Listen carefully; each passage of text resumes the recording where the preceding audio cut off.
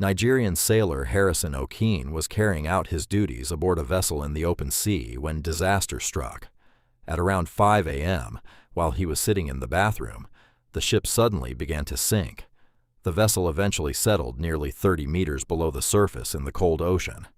At the time, O'Keefe was wearing only his underwear. Remarkably, he survived thanks to an air pocket that formed inside the submerged ship.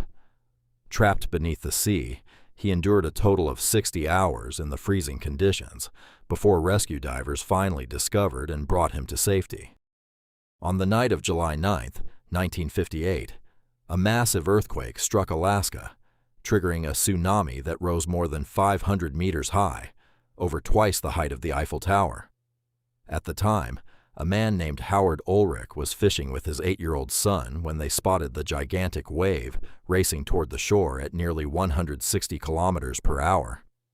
The enormous wall of water swept them up, and it seemed certain they would die. But something unbelievable happened.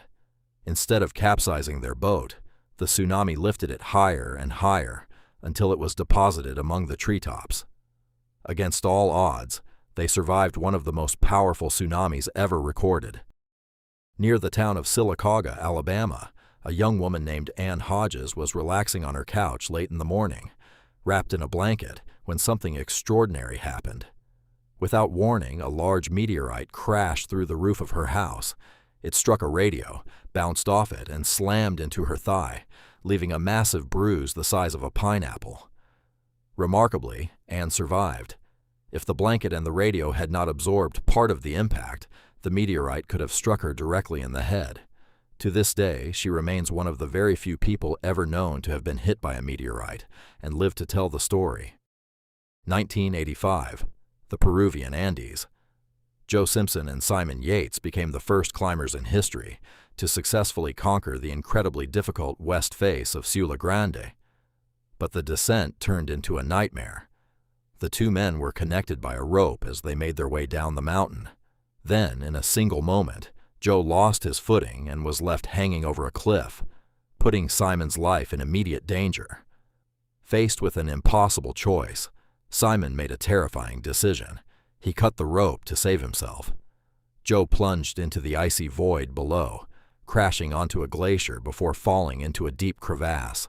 Against all odds, he survived.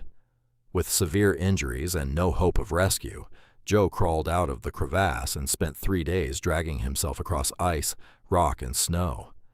Somehow, he made it back to base camp alive. His incredible survival story later became the world-famous film and book, Touching the Void. In 1992, Chris Duddy, Michael Benson, and Craig Hosking spent 2 days inside the crater of the active Kilauea volcano after their helicopter crashed.